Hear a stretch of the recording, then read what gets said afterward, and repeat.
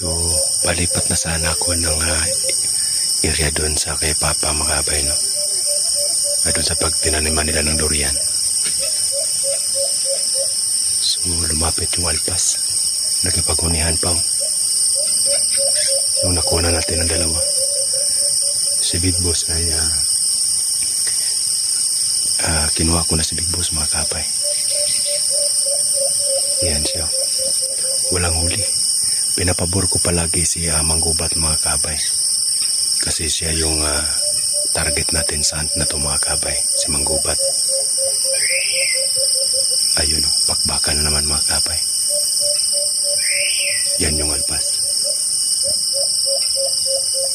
Yun si Manggubat. Lakas ng pangati ng papa ko, mga kabay. Nakadouble siya sa hunt na to. Tapos lipat tayo dun sa kabila, mga kabay. So release ko mamaya yung dalawa. So ano lang tayo ng konti, mga kabay. Baka madali malakas muni. So thanks for watching, mga kabay.